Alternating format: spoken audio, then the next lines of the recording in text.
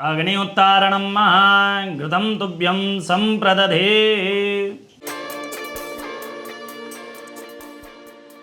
आज आप सोच रहे होंगे ये तैयारियां किस चीज़ की हो रही हैं। दिवाली दशहरा तो है नहीं, ना ही घर में कोई शादी है।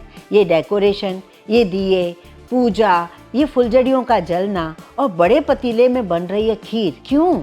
आप सबको सब पता चल जाएगा इस व्लॉग में, बस आप मेरे साथ बने रहिए। आंटी जी क्या बना रहे हैं? आज बन रही है अघौटी खीर। अघौटी खीर? हाँ, बाल गोपाल की जो भोग लगाई जाती है खीर, उसको अघौटी खीर कहते हैं। वृंदावन, मथुरा में अघौटी खीर के नाम से इनका प्रसाद भोग बनता है। अघौटी खीर क्या होता है? अघौटी का मतलब है, मुझे गुरुजी ने बताया था, जो मैं आगे आपको सारी चीज़ बताने जा रही हूँ। तो अघौटी का मतलब ब्रिज की ये खीर है।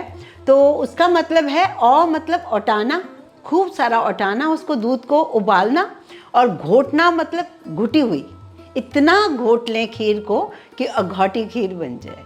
यही मुझे गुरुजी ने बताया था। कहते हैं मन में अगर सच्चे दिल से कोई संकल्प लिया जाए तो ठाकुर जी उसे पूरा करने में जरूर मदद करते हैं। अब आप सोच रहे होंगे कौन सा संकल्प लिया और कैसे पूरा हुआ, तो इसके लिए तो आपको पूरा वीडियो देखना होगा। अभी कुछ ही दिन पहले मैं उज्जैन गई थी। वहाँ मेरी दीदी ने श्रीमद् भागवत का पाठ करवाया था, वो भी बहुत बड़े स्केल पे। मुझे पूरा ही 8 दिन की कथा में जाना था, पर टाइम ना होने की वजह से सिर्फ 2 दिन ही गई। इतना मज़ा आया कि बस वहाँ से निकलने का मन नहीं कर रहा था। नंदगांव के श्री पुरुषोत्तम कृष्ण गोस्वामी जी इतनी छोटी उम्र में जो कथा करते हैं, सब लोग मंत्र मुग्ध हो जाते हैं, एक समा बांध देते हैं। मैंने उनकी कथा की लिंक भी नीचे दे दी है, आप भी सुनकर आनंद उठाइए।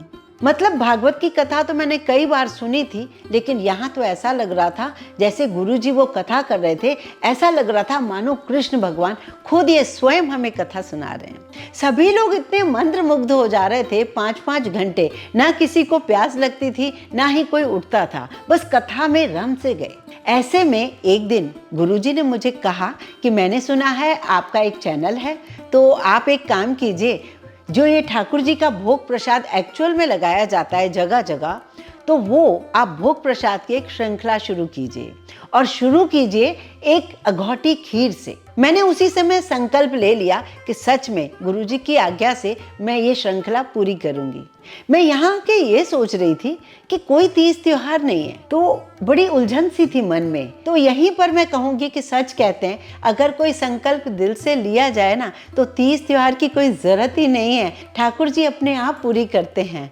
मेरे हस्बैंड अभी जयपुर गए थे और ठाकुर जी को स्वयं उनकी प्रतिमा को लेकर आए, और उनकी स्थापना करने का दिन आ गया। उनकी हमें पूजा करके स्थापना करनी थी। तो अब बताइए इससे बड़ा उपलक्ष्य क्या हो सकता है मेरे घर में। तो सच में आज दिवाली सी हो गई है, और ये अघौटी खीर तो अब बनाने का समय आ ही गया, क्योंकि आज एकादशी थी।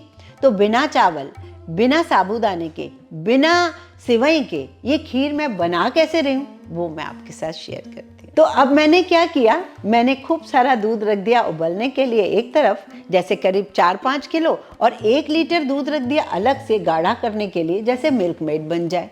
और इधर मैं इसमें और कुछ नहीं डालती, तो मैंने घर में बनाया हुआ खोया डाल दिया, मीठे के लिए मिश्री डाल दी, खूब सारे ड्राई फ्रूट फ्राई करके काट के वो डालती रही, मखानों को सेक कर ग्राइंड करके वो डाल दिए, जिससे खीर अच्छी सी गाढ़ी हो जाए।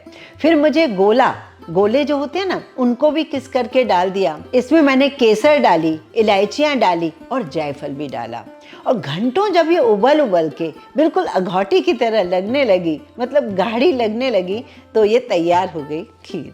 तो खीर बनकर तैयार हो गई है। अब जो अभिषेक से पहले थोड़ी सी तैयारी हो रही है, बहुत बड़े स्केल पर पूजा नहीं होगी, घर के ही हम सब लोग हैं। अब बारी आती है कि ठाकुर जी की पूजा के लिए भी कुछ तैयारियां करनी थी, तो उनके लिए ड्राई फ्रूट, फूल, मालाएं, फल, मिठाइयाँ, सब तैयारियां हो रही थी। और ऐसे में उनको अभिषेक करने के लिए भी काफ़ी सारी चीज़ों की ज़रूरत पड़ती है, जैसे कि शहद चाहिए, दही चाहिए, कच्चा दूध चाहिए गाय का, और उन्हें गंगा जल चाहिए, गुलाब जल चाहिए, केसर वाला जल चाहिए, चंदन वाला जल चाहिए। ये सारी चीज़ों की भी तैयारी कर दी, और खूब सारे दिए जला दिए। ठाकुर जी के कपड़े आए, उन्हें पहनाया। अभी पहली बार ही पहनाया तो उनकी नाप भी पूरी नहीं हो पा रही थी, तो हम लोगों को कई बार पिन लगा लगा के उन्हें पहनाने पड़े थे कपड़े। और मेरे हस्बैंड को याद आया कि दिवाली की आतिशबाजी रखी होगी, वो भी जलाते हैं। तो बड़ा अच्छा लग रहा था, ऐसा लग रहा था छोटे ही स्केल पर किया, लेकिन बहुत मन को सुकून मिला। आज श्री राधा रानी कान्हा जी के साथ बहुत सुंदर लग रही थी। मैंने उन्हें नजर का काला टीका भी लगाया था। कुल मिला के ये उपलक्ष्य जिसके बारे में मैंने सोचा भी नहीं था कि मेरे घर में ये ओकेजन होगा और ये मैं खीर बनाऊंगी, पता नहीं कैसे ठाकुर जी ने पूरा किया, मुझे पता ही नहीं चला। अब कोशिश करूंगी कि टाइम टू टाइम आपके साथ ये श्रृंखला पूरी करूं, लेकिन श्रृंखला पूरी करने में आपको मेरी थोड़ी मदद करनी होगी। आपको भी मुझे कमेंट करके ये सब बताना होगा कि कहाँ कहाँ ठाकुर जी का कौन सा भोग लगाया जाता है, उसकी रेसिपी एक्चुअल क्या है, तभी तो मैं इस श्रृंखला को पूरा कर पाऊंगी। पूजा अर्चना के बाद सबके लिए चाय मंगोड़े भी बनाए थे। सबने प्रसाद और खीर का आनंद लिया। और हाँ, ये वीडियो कैसा लगा मुझे कमेंट करके जरूर बताइए। मेरे कान्हा जी आपको कैसे लगे मुझे ये तो जरूर बताइए। पसंद आए तो लाइक कीजिए, ज़्यादा से ज़्यादा शेयर भी कीजिए।